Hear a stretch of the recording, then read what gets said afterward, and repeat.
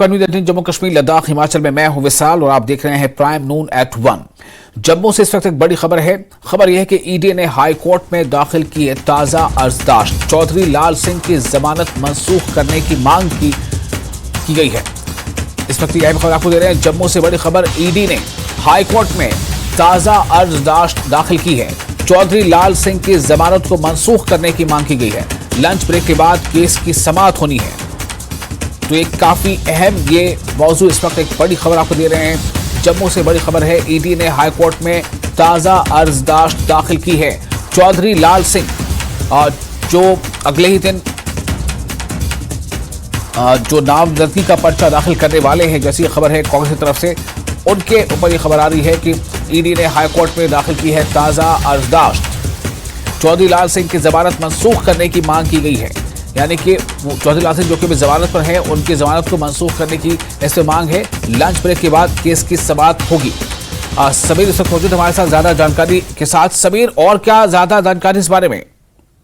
देखिए, जानकारी यही है कि फिलहाल जो ईडी है, एनफोर्समेंट डायरेक्टरेट, उन्होंने एक एप्लीकेशन दायर की है जम्मू हाई कोर्ट में और मांग की है कि जो लाल सिंह है, क्योंकि वो जमानत पे है, तो उनकी जमानत को रद्द किया जाए, क्योंकि उनकी पूछताछ, उनकी बकाया, मतलब वो अभी और ज्यादा उनकी पूछताछ करना चाहते हैं, कई और चीजों पे उनके साथ बात, मतलब पूछताछ करना चाहते हैं।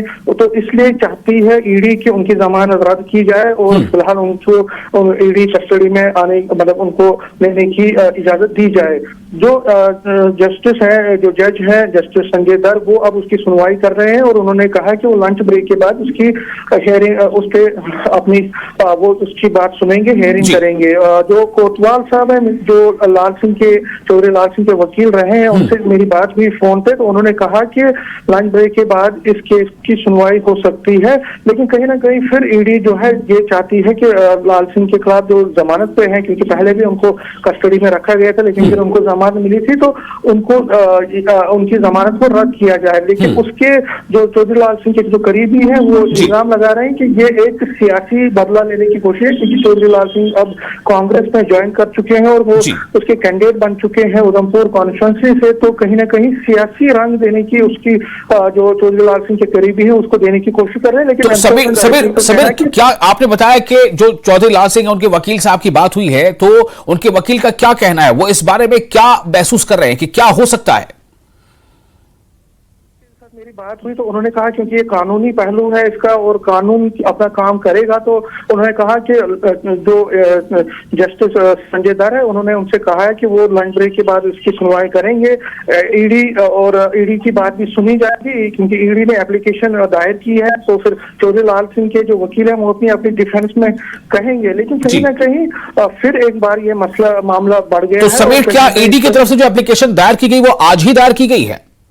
देखिए, वो आज ही दायर की गई है और आज ही उसकी समाअत जो है, आज ही उसकी हियरिंग जो है वो होगी, लंच ब्रेक के बाद होगी और उसके बाद ही पता चलेगा कि आखिर जो कोर्ट है वो इस बारे में क्या सोच रही है, क्या उसका फैसला होगा। लेकिन जिस तरह मैंने कहा विशाल की, ये अब पहले भी ईडी के कस्टडी में रहे हैं वो कई केसेस में लाल सिंह, लेकिन अब दोबारा क्योंकि चुनावी माहौल है, तो उस माहौल में दोबारा उनके खिलाफ जो है ईडी सरगर्म हो गई है। तो कहीं ना कहीं ये मसला आगे चल के सियासी रूप भी, सियासी दारन भी ले सकता है। समीर, मैं जानना चाहूंगा अपने दर्शकों के लिए, दर्शकों के जहन में ये बात जरूर अभी आ रही होगी कि अगर मान लीजिए उनकी जमानत जो है वो मंसूख हो जाती है, तो आपने पूछा होगा ये सवाल उनके वकील से, तो उसके बाद उनके पास क्या चारा रह जाता है? क्या तब भी चौधरी लाल सिंह के चुनाव लड़ने पर कोई अंकुश लग सकता है? क्या कोई कानूनी रोक लग सकती है या वो चुनाव लड़ सकते हैं? नहीं, उसमें देखिए, जो कानूनी प्रक्रिया है उसमें तो ऐसा तो कोई प्रावधान नहीं है कि वो चुनाव नहीं लड़ सकते हैं, क्योंकि चुनाव लड़ने का जो प्रावधान है वो सिर्फ जब कन्विक्टेड होता है कोई, उसी में प्रावधान है कि अगर आप जेल गए हैं तो उसमें कोई वो प्रावधान नहीं है कि आप चुनाव नहीं लड़ सकते, क्योंकि जेल से भी कई लोग चुनाव बिल्कुल कन्विक्टेड हैं। अगर कोई कन्विक्टेड हो गया है तो उसके बाद उसका चुनाव लड़ने का कोई सवाल ही पैदा नहीं होता। लेकिन फिलहाल क्योंकि इसमें बेल पे है जो चौधरी लाल सिंह, और अब उसकी बेल को उनकी बेल को कैंसिल करने की बात चल रही है, तो फिलहाल तो मामला इतना संगीन नहीं है चौधरी लाल सिंह के लिए, लेकिन ईडी ने जिस तरह से मामले को दोबारा से खोला है उससे लगता है कि आगे चल के उनके लिए प्रॉब्लम हो सकती है। और मामले को अगर जो उनके वकील हैं जो जिस तरह से वो बात करेंगे तो उसमें देखना पड़ेगा कि आखिर इसका आगे चल के क्या नैयत रहती है केस की। लेकिन फिलहाल चौधरी लाल सिंह के लिए फिर एक बार थोड़ी परेशानी तो बढ़ गई है जी। बिल्कुल, लेकिन ये परेशानी कितनी बड़ी हो सकती है मैं ये जानना चाह रहा हूं। मान लीजिए कि अगर वो उनकी जमानत मनसूख होती है तो चुनाव लड़ने में तो कोई दिक्कत तो नहीं है, वो चुनाव लड़ सकते हैं। लेकिन जाहिर है कि चुनाव लड़ने का मतलब सिर्फ ये नहीं होता है कि आप चुनाव लड़ रहे हैं, बल्कि आपको लोगों के बीच जाना होता है, आपको कैंपेन करना होता है, आपको अपनी जुबान से अपनी बातें करनी होती हैं। तो इस सब पर कितना असर पड़ सकता है अगर जो सुनवाई कुछ दूसरी तरह से हुई? देखिए, बिल्कुल आपने सही कहा। अगर उनके खिलाफ केस चलता है और या कस्टडी उनको दोबारा हो जाती है, ईडी कस्टडी में उनको लिया जाता है फॉर एग्जांपल, तो होता है, प्रॉब्लम तो होती है। वो कैंपेन नहीं कर पाएंगे, वोटर के पास नहीं जा पाएंगे। देखिए, अब जब से उनका कैंडिडेचर हुआ है लगातार वो उधमपुर कॉन्स्टिट्यूंसी के हर जगह पे जा रहे हैं, तो कहीं ना कहीं उनका वो कैंपेन में फर्क पड़ेगा और उनके जो वर्कर हैं उनको भी बहुत मुश्किलों का सामना करना पड़ेगा, क्योंकि चौधरी लाल सिंह अपनी कॉन्स्टिट्यूंसी में एक पुराना नाम है, बड़ा नाम है, तो कहीं ना कहीं प्रॉब्लम तो होती है। लेकिन फिलहाल ये देखना पड़ेगा कि कोर्ट क्या कह रही है इस पे और उनका क्या कहना है, वो आगे चल के ही बता पाएंगे। समीर, बहुत शुक्रिया आपका इस जानकारी के लिए। आप इस खबर पर बने रहें, हम फिर आपके पास लौटेंगे अपडेट्स के लिए। तो इस वक्त की एक अहम खबर आपको दे रहे हैं जो आप सब स्क्रीन पर देख रहे हैं। खबर यह है कि जम्मू से यह बड़ी खबर है कि ईडी ने यानी एनफोर्समेंट डायरेक्टोरेट ने यानी प्रवर्तन निदेशालय ने हाई कोर्ट में एक अर्जदाश्त दाखिल की है। और यह अर्जदाश्त दाखिल इसलिए की गई है कि उसमें यह अर्जी लगाई गई है कि चौधरी लाल सिंह जो कि जमानत पर हैं उनकी जमानत को मनसूख किया जाए। तो ताजा अर्जदाश्त ईडी की तरफ से लगाई गई है जिसमें यह मांग की गई है कि जमानत को मनसूख किया जाए और लंच ब्रेक के बाद इस केस की समाअत होनी है। जाहिर सी बात है, एक बहुत बड़ी खबर है ये। इसके कई पहलू हैं, इसके कानूनी पहलू हैं, इसके सियासी पहलू भी हैं। और चौधरी लाल सिंह जो है वो कांग्रेस उन्हें अपना उम्मीदवार डिक्लेयर कर चुकी है और वो पर्चा नामजदगी भी अगले ही दिन भरने वाले थे। तो क्या कुछ होता है इस बारे में अपडेट आपको देते रहेंगे। आगे बढ़ते हैं। पीडीपी सदर महबूबा मुफ्ती ने एक पोस्ट करके लिखा है कि कश्मीर ने एक ऐसे वक्त का मुशाहिदा किया है जब बंदूक बरदार मिलिटेंटों ने सियासी कारकुनों को धमकाया और मजबूर किया कि वो खुद को मेन स्ट्रीम से अलग कर लें या संगीन नताइज का सामना करें। महबूबा मुफ्ती लिखती हैं कि आज उसी तर्ज को दोहराया जा रहा है। मुफ्ती ने लिखा है कि जो चीज इसको मजीद परेशान कुन बनाती है वो ये है कि स्टेट खुद ये रोल किरदार अदा कर रही है। उन्होंने लिखा है कि स्टेट खुद ये किरदार जो है या ये जो रोल है वो उसे अदा कर रही है। उनका कहना है कि अलहदगी पसंदों के खानदानों को हिरासा किया जा रहा है। मुफ्ती कहती हैं कि अलहदगी पसंदों की बेटियों को भी बख्शा नहीं जा रहा है, उन्हें उनके खानदानों से लाताल्लुक बनाकर प्रोपेगेंडा किया जा रहा है। महबूबा ने मजीद लिखा है कि सख्त क्रैकडाउन और जबर के बाद भी हुकूमत हिंद बदस्तूर परेशान है। मुफ्ती का लिखना है, वो कहती है कि बेशर्मी ऐसी बुज़दिलाना हरकतों को कमतर है। महबूबा मुफ्ती ने सैयद अली शाह गिलानी की नवासी, रुआ अल्ताफ शाह और शबीर शाह की बेटी समा शबीर शाह के अखबारात में दिए गए इश्तहारात पर ये तबसरा किया है।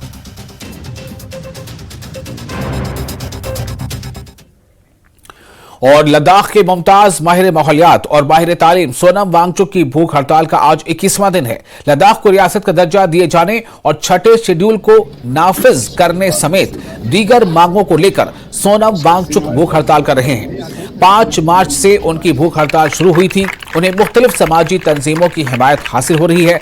सोनम वांगचुक और फौज से रिटायर्ड हुए सरंग तंबा 21 दिन की भूख हड़ताल मुकम्मल करने के बाद आज शाम अपने क्लाइमेट फास्टिंग को खत्म करेंगी।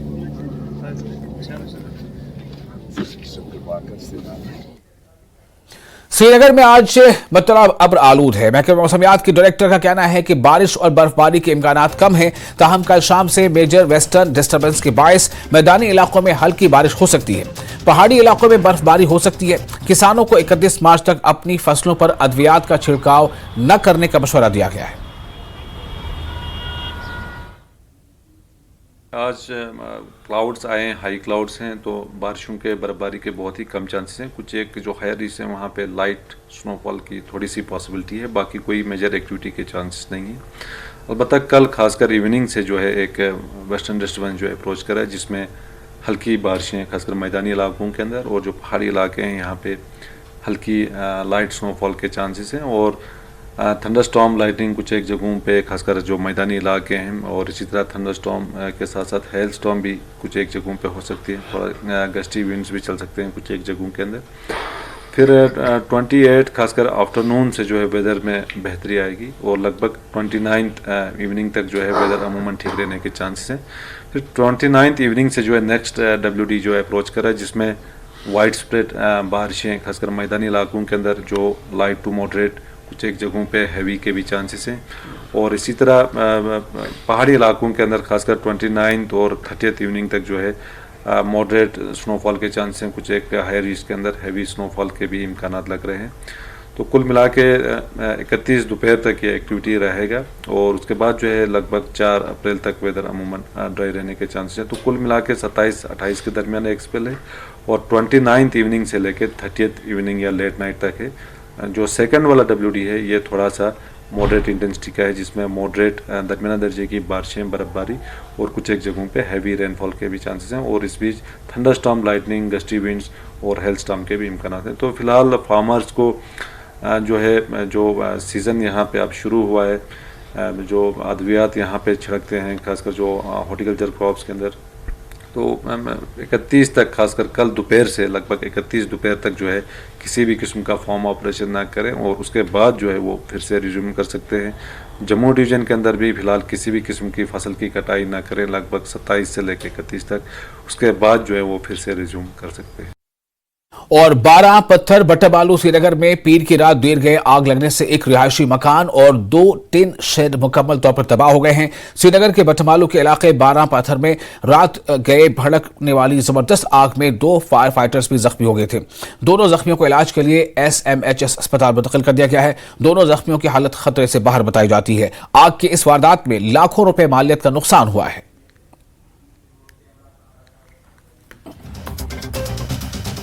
उधर जिला राजौरी के बथोनी जंगलाती इलाके में भी आग लग गई। 4 घंटों की मशक्कत के बाद फायर ब्रिगेड अमले ने आग पर काबू पा लिया। आग से कुदरती वसाइल का बेपनाह नुकसान हुआ है। फॉरेस्ट प्रोटेक्शन फोर्स की टीमों ने गांव वालों के साथ मिलकर आग पर काबू पा लिया है।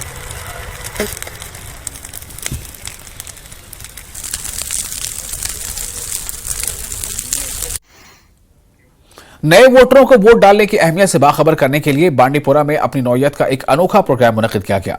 स्वीप के तहत मुनक्किदा इस प्रोग्राम के दौरान कबूतरों को हवा में कागज की एक पर्ची के साथ छोड़ा गया। उन पर लिखा था, मेरा वोट मेरे देश के लिए। प्रोग्राम में DC बांडीपुरा CEO और डिप्टी इलेक्शन अफसर के अलावा नए वोटरों और इलेक्शन से जुड़े दूसरे एहलकारों ने शिरकत की। तो यही हम लोगों तक मैसेज देना चाहते हैं कि वोट का कीमत कितना है, और हमारे इस इवेंट में इस वक्त मौजूद आए BLOs, और हर BLO ने अपने साथ जो 3 फ्रेश वोटर्स लाए हैं, और उनके जरिए उनको भी हमने ये मैसेज पहुंचाई है कि वोट का कीमत कितना है। तो इससे पता चलेगा लोगों को, आम लोगों को भी और उन लोगों को भी जिन्होंने आज तक वोट नहीं किया है। हमारे डिप्टी कमिश्नर बांडीपुर जनाब शकीलुर रहमान साहब की हिदायत पर जो डिस्ट्रिक्ट इलेक्शन ऑफिसर हैं और डिप्टी इलेक्शन ऑफिसर और स्वीप के इंचार्ज हमारे नोडल अफसर और in charge man power chief education अफसर बांडीपुर की हिदायत पे आज यहाँ पे BLO साहिबान के साथ 3 यंग वोटर्स आए थे, जिन्होंने अपने हाथों कबूतर आज छोड़ दिए हवा में, और उनके साथ एक संदेशा गया, पुरानी एक रीत को यहाँ पे दोहराया गया। सारे देश में ये संदेश पहुंचाना चाहते हैं कि we are ready to vote, हम वोट देने के लिए तैयार हैं, खासतौर से जो पहली बार वोट कर रहे हैं। और उनका ये स्लोगन है कि हम अपने देश के लिए वोट कर रहे हैं, और ये देश के लिए वोट करना बहुत जरूरी है। और फिलहाल एक छोटा सा ब्रेक लेते हैं। ब्रेक के बाद खबरों का सिलसिला जारी रहेगा।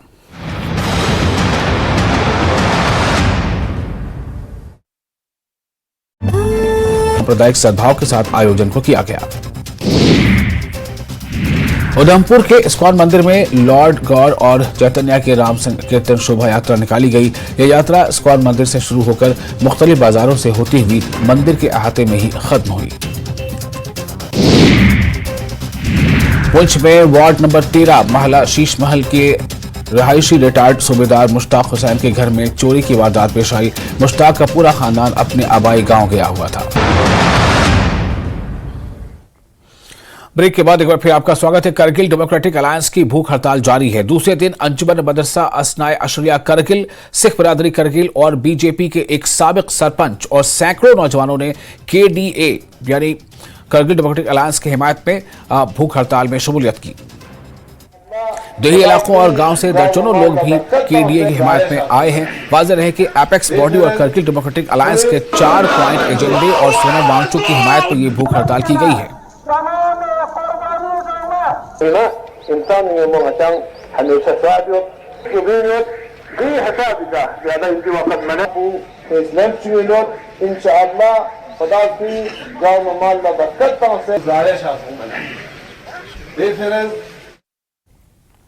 सयाती मकाम गुलमर्ग के कंगडोरी में केबल कार गंडोला के साथ साथ चेयर लिफ्ट भी मौजूद है, जिसके जरिए से मुल्की और गैर मुल्की स्कीयर स्की करने के लिए मुख्तलिफ चोटियों पर पहुंचकर स्की कर पाते हैं। गुलमर्ग के स्की स्लोप्स पर इस सहूलियात से स्कीयर्स अपनी सलाहियतों का मुजाहरा कर रहे हैं। कंगडोरी के अलावा मुख्तलिफ स्लोप्स पर चेयर लिफ्ट की ये सहूलियत बहम रखी गई है ताकि विंटर स्पोर्ट्स का मजीद फरोग दिया जा सके। अफरवट की चोटी पर जायजा लिया हमारे नुमाइंदे मुनीर हुसैन हुर्रा ने। आज अगरचे यहाँ पे केबल कार गंडोला है और उसके ज़रिए से अफरवट और कंगडोरी की पीक पर टूरिस्ट्स या सभी लोग जाते हैं। और आज यहाँ पे एक चेयर लिफ्ट भी है जो स्कीयर्स के लिए होता है और आप तस्वीरों में देख सकते हैं, आपको दिखाने की कोशिश करेंगे। ये देखिए आप, ये चेयर लिफ्ट है और इस चेयर लिफ्ट पे खड़े हैं हम, क्योंकि यहाँ इस चेयर लिफ्ट से ही स्कीयर्स जो है इन चोटियों पे पहुँचते हैं और फिर स्की करते हैं। तो एक नई एक्सपीरियंस रहती है। जो बाहर के स्कीयर्स आते हैं, यहाँ के लोकल स्कीयर्स जो आते हैं, वो जब इन चोटियों पर स्की करते हैं तो उनके लिए ये सहूलियत जो रखी गई है सरकार की तरफ से, टूरिज्म डिपार्टमेंट की तरफ से। और ये देखिए आप किस तरह चेयर लिफ्ट पे ये सिस्टम जो बनाया गया है केबल कार के साथ साथ, तो स्कीयर्स आते हैं और अपनी स्की करते हैं और इनसे यहाँ से आपको दिखाने की कोशिश करेंगे। यहाँ से ऊपरी जो है गंडोला भी इसी के साथ में है और गंडोला में टूरिस्ट जो है वो भी इस वक्त अफरवट की पीक पे जा रहे हैं और गंडोला राइड कर रहे हैं। और काफ़ी हसीन नज़ारे हैं गुलमर्ग में। और इस मार्च के एंड के इस महीने में भी अच्छी खासी बर्फ़ मौजूद है और अभी लग रहा है कि ये बर्फ़ शायद अप्रैल मई तक रह सकती है। तो इस तरह से काफ़ी अच्छी एक्सपीरियंस है और जो स्की लवर्स हैं उनके लिए ये एक अच्छा सिस्टम बना के रखा है ताकि स्की यहाँ से कर पाए। और नीचे आप देख सकते हैं कि किस तरह गुलमर्ग के हसीन नज़ारे हैं। इस तरफ उड़ी का ये मंजर है और इस तरफ मेन गुलमर्ग है और पूरा अगर हम ये कहेंगे मेन कश्मीर का व्यू जो है वो यहाँ से नज़र आ रहा है। आपको दिखाने की कोशिश करते हैं। ये देखिए आप किस तरह से पूरा व्यू जो नज़र आ रहा है यहाँ गुलमर्ग की इस अफरवट चोटी से।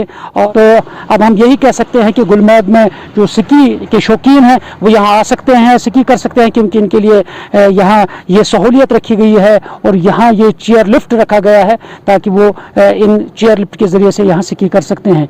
और हम उम्मीद करते हैं कि इसको मज़ीद यहाँ पर बढ़ोतरी की जाए, फ़रोग किया जाए और मज़ीद उसको बढ़ाया जाए ताकि आने वाले वक्त में ज़्यादा से ज़्यादा स्कीयर जो है वो यहाँ आए और यहाँ स्की करे और अपनी जो सलाहियतें हैं, टैलेंट है, वो निखार सके। न्यूज़ 18 जम्मू कश्मीर के लिए मैं गुलमर्ग अफरवट से मुनीर हुसैन हुर्रा।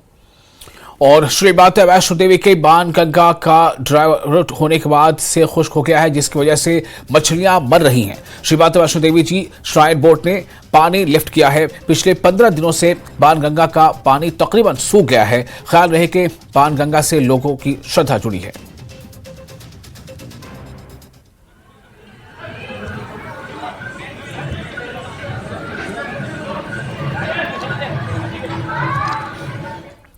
फौज और शहरियों के दरमियान बेहतरीन राब्ता कायम करने के लिए चेन माउंटेन ब्रिगेड द्रास ने इफ्तार पार्टी का एहतमाम किया। करगिल जंग के बाद द्रास सेक्टर में तैनात हिंदुस्तानी फौज ने तालीम की फरोग के लिए मुकम्मल ताउन फराहम करते हुए शहरियों और फौज के दरमियान बेहतरीन राब्ता कायम करने में बड़ा किरदार अदा किया है।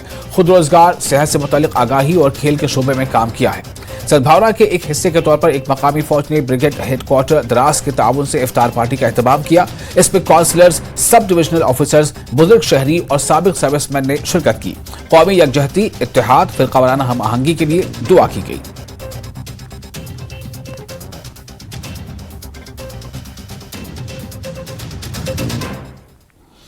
महकमे R&B ने बांडीपोरा जिले के हाजन इलाके में नहरों को साफ करने का काम शुरू किया है। इससे कबल किसान मुसलसल शिकायत कर रहे थे कि नहरों में पानी की कमी की वजह से फसलों को नुकसान का खतरा लाहक रहता है। इन नहरों में जमा गंदगी और कूड़े की वजह से आबपाशी में रुकावटें हायल होती थी। हाजन और बुल्हका इलाकों के किसानों ने MC हाजन, महकमे आबपाशी, महकमे R&B का शुक्रिया अदा किया है।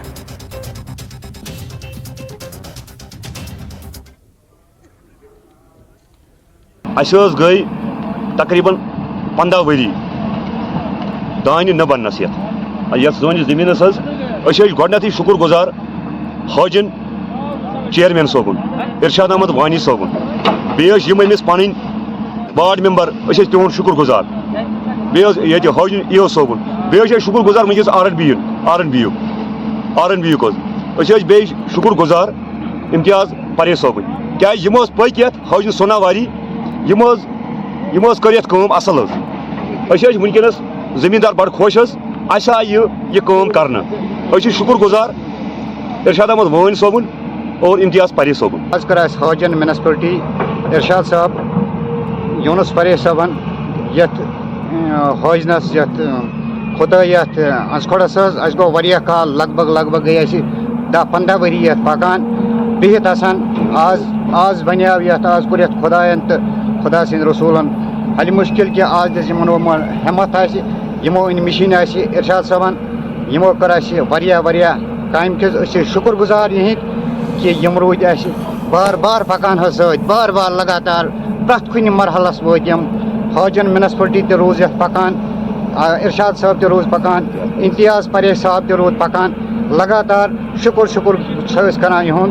लेकिन शुक्र अल्हम्दुलिल्लाह आज का ये कंट्रैक्टर ये बहादुर है, बहुत ही अच्छा है, लीडर है। इसने कहा है कि अगर आप हमें यहाँ पे सपोर्ट करेंगे, अगर वहाँ पे मुझे ज़मींदार सपोर्ट करेंगे, अगर डिपार्टमेंट मुझे सपोर्ट करेगा तो मैं आ जाऊँगा यहाँ पे। और आज जो है हमने इसके जो है ये रीटेंडर किया और आज मशीन यहाँ पहुँचाई और काम जो है शुरू हो गया, काम शुरू कर दिया इसका। और आप देख रहे हैं काम चल रहे हैं और ये जो ज़मींदार सारे हैं यहाँ आसपास ये बहुत ही खुशी मसरत का इजहार कर रहे हैं। जिला बांडीपुरा के पहलीपुरा, हकबारा, सोनावारी में अंदरूनी सड़कों की अबतर हालत की वजह से मकामी लोगों को सख्त मुश्किलात का सामना है। मकामी लोगों का कहना है कि महकमे R&B ने इन सड़कों को नजरअंदाज किया है, जबकि महकमे को कई बार इस बारे में मुतला किया गया। लोगों ने LG इंतजामिया से मुतालबा किया है कि इन सड़कों की फौरी तौर पर मरम्मत की जाए ताकि लोगों को चलने फिरने में राहत मिल सके। गो काल हरद पे वन आज पगह हसा लागो कम R&B आय म्योनुक कोरुक न्यूक नक्श वक्श बन दोपुक क्या करोन ठीक रोड ये गि आब कह नतीज वुन सोरे महल पेवान आब मज पोस जन ये तमिस मोज आसान बूट आसान तमिस पेवान सह कड़न सह शर्म सान खतर गसान। मगर युत तान मे नजर पन बहुत वुनस 74-75 वोर ये गवर्नर राज यह गोस रोजन कयामत तान ये लिंक रोड कटमाला मंजमाला वन लिंक रोड अमिस कर JE सोबस पन कह खुरन थप दपे जनाब रूड़ गसान थोड़ा दिक्कत पकनस मजीद पे नीर आब सारन तो अमे अन बाज गाड़ कह अन अ गाड़ त्रायन तो बाकी त्रो न कहें बे आव आज इंजन वोल तो इंजन कर रुकावट सारे गाँव वाले रुकावट कर अमे मूजूब वारियान जायन त्रावन तक बिल्कुल आब 8-10 इंच आब वुन प्रेजेंट मौजूद वो अमिस त्रो अत पे कर सर कुन इंजन तो अमे मोन कहें अमे द्राव।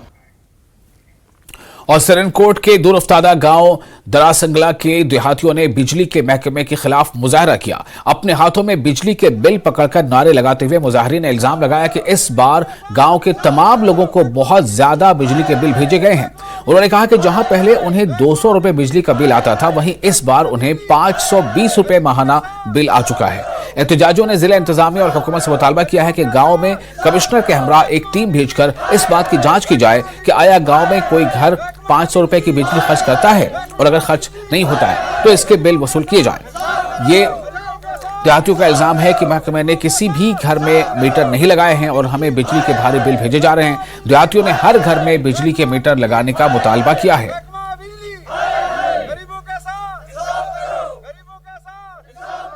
यहाँ पर हमारा इकट्ठा होने का मकसद है ये 520, 527 के बिल इन लोगों को आए हैं जो ना देने के काबिल हैं। पिछले 2-4 सालों से 114, 210 का बिल ये अदा करते रहे और इसी मंथ में इनको 520, 527 का बिल आया। डिस्ट्रिक्ट एडमिनिस्ट्रेशन से भी गुजारिश करता हूं और यूटी इंतज़ामिया से भी गुजारिश करता हूं कि एक कमीशन तश्कील दिया जाए इस इलाके के लिए। पहले ये देखा जाए क्या ये पसमानदा इलाका इतना बिल अदा भी कर सकता है या नहीं। अभी तब बिजली मुकम्मल कोई नहीं है, या खंबे नहीं लगे, तारें नहीं लगी, पेड़ों पे तार खींच कर हम वक्त गुजारा करते हैं। तो इससे पहले 96 रुपये से मैं खुद अपनी बात करता हूँ, 96 रुपये मैंने बिल अदा किया तकरीबन 2 साल। उसके बाद 108 रुपये आता रहे, करते करते पिछले महीने 200 रुपये आया था, इस महीने में 520 रुपये आया है। हमारी ये गुजारिश है अदा काम से कि अगर हो सकता है हमें बिल मीटर लगाए जाएँ, मीटर के हिसाब से हम बिजली जलाएंगे और बिल अदा करेंगे।